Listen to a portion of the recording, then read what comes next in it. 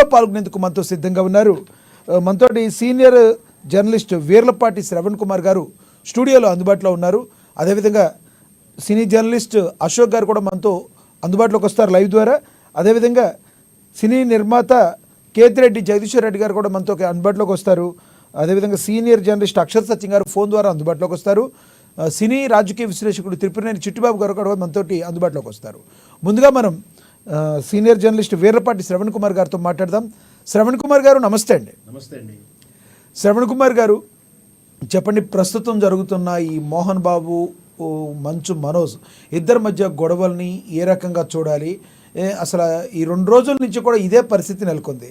ప్రధానంగా మోహన్ బాబు జర్నలిస్టుపై చేయి చేసుకోవటం అనేది మనం ఏ కోణంలో చూడాలి? ఎస్ అండి, దురదృష్టవశాత్తు అది జరగకూడదు. నిన్న జరిగింది. ఇంతవరకు అది డొమెస్టిక్ యాక్ట్ ప్రకారం డొమెస్టిక్ వ్యాలెంటు అదేదో గృహానికి సంబంధించిన విషయంలో ఉండేది. అది మొదటి దశలో బౌన్సర్ రావడంతో క్రైమ్ ఇన్వాల్వ్మెంటు, ఆ తర్వాత చివరికి మీడియా మీద దాడి కూడా జరగడం అనేది నిన్ను చూస్తే ఒక్కసారిగా అసలు ఎటు వెళ్తుంది ఈ కేసు అనేది కూడా ఆందోళనగా ఉంది. ముఖ్యంగా ఏది ఎలా ఉన్నా కూడా చట్టాన్ని తన చేతిలో తీసుకోకూడదు. అది ఒక మోహన్ బాబు అయినా ఇంకే బాబు అయినా సామాన్యుడైనా ఎవరికి కూడా ఇతరుల మీద దాడి చేయడం అనేది సహేతుకం కాదు. అది చట్టరీత్యా నేరం. అట్లాంటిది ఈ సొసైటీకి 4వ పిల్లర్ ఏంటంటే మీడియా మీద, అది కూడా అంటే నేను చిన్న పెద్ద మీడియా అని కాదు, పెద్ద మీడియా అంటే ఒక TV9 లాంటి మీడియా సంస్థ లాక్కొనే లోగో లాక్కొని అతి మీద దాడి చేయడం. సో ఇదంతా కూడా నేను టీవీలో స్పష్టంగా కనిపిస్తూ ఉంది. ఈ దాడిని ఖచ్చితంగా ఖండిస్తున్నాను. నేను ఒక సాధారణ జర్నలిస్ట్నే కాకుండా Telangana online working journalist union state సెక్రటరీగా ఉన్నాను. ఖచ్చితంగా మా యూనియన్ తరఫున కానీ ఒక సగటు జర్నలిస్ట్గా దీన్ని ఖండిస్తూ ఉన్నాం. దీన్ని ఖచ్చితంగా మోహన్ బాబు మీద చట్టపరమైన చర్యలు తీసుకోవాలి.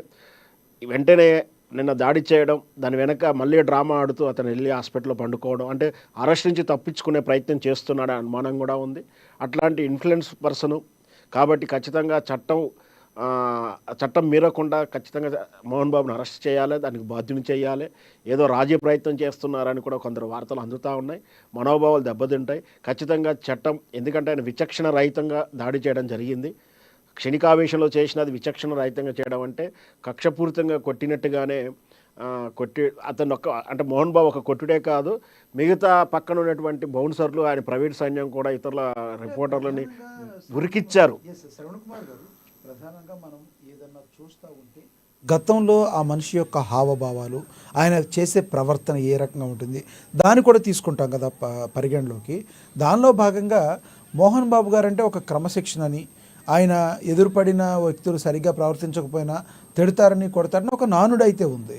ఆ క్రమంలో ఒక జర్నలిస్ట్ మీద చేయి చేసుకుంటాం, దాన్ని ఏ రకంగా చూడాలంటారు? ఖచ్చితంగా సార్, క్రమశిక్షణ అంటే నువ్వు టైంకి వచ్చేట క్రమశిక్షణ కాదు, మానవ సంబంధాలు కూడా ముఖ్యం. ఎందుకంటే తన కింది స్థాయి సిబ్బందితో ఎలా ప్రవర్తిస్తున్నాడు, తన నైబర్హుడ్ అంటే ఇరుగు పొరుగులతో ఎలా ఉండడం కూడా ఇంపార్టెంట్. నువ్వు టైంకి వచ్చేంత మాత్రాన గొప్ప వ్యక్తి అని చెప్పడానికి, గొప్ప వ్యక్తిని సర్టిఫై చేసుకోవడానికి వీలు లేదు. మానవ సంబంధాలు కూడా ఇంపార్టెంట్. నీకు ప్రొఫెషనల్ వాల్యూస్ అంటే ఒక మీడియా వ్యక్తులను ఎలా డీల్ చేయాలో కూడా, వాళ్ళ పట్ల ఎలా ప్రవర్తించాలో కూడా నిన్ను ప్రశ్నించేంత మాత్రాన దాడి చేయడం అనేది, విచక్షణ కోల్పోయి దాడి చేయడం అనేది, బహుశా నేను ఇబ్బంది పెట్టే ప్రశ్న అడిగి ఉండవచ్చు, లేదా నువ్వు చెప్పడానికి సిద్ధం కాకముందైనా మీకు కనిపించగానే అడిగి ఉండవచ్చు. ఉత్సాహంగా ఎవరైనా అడుగుతుంటారు. జర్నలిస్ట్ అన్నప్పుడు ఏంటంటే అందరికన్నా ముందు వార్త అందియాలనేటువంటి విషయం, ఉత్సాహం ఉంటుంది.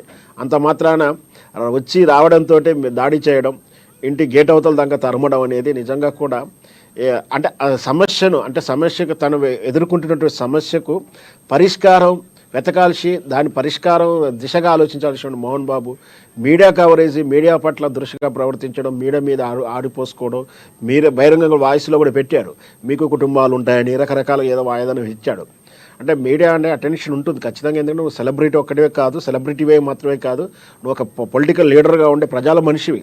ఖచ్చితంగా పైగా మీకు యూనిక్ ఉన్నటువంటి క్యారెక్టర్. ఎలా అంటే సినిమా ఇండస్ట్రీకి ఒక పెదరాయుడుగా ఉంటానని నీకు నువ్వుగా సర్టిఫై చేసుకొని నువ్వుగా ఉండే ప్రయత్నం చేసినాం. అట్లాంటి వ్యక్తి కుటుంబంలోనే ఇట్లా వస్తున్నప్పుడు ఏం జరుగుతుంది? తను లెజెండ్ గా కూడా చాలాసార్లు చెప్పుకున్నారు, బహిరంగంగా చెప్పుకున్నారు. ఎవరు లెజెండరీ, నేను ఇన్ని సినిమాలు తీశాను, నేను ఒక లెజెండరీ అని. లెజెండ్ అంటే అసలు అర్థం కూడా కోపాన్ని తాపాన్ని అణుచుకోగలిగిన వాడు కూడా లెజెండరీ అనే మాట వచ్చే అవకాశం ఉందంటారా? ఖచ్చితంగా.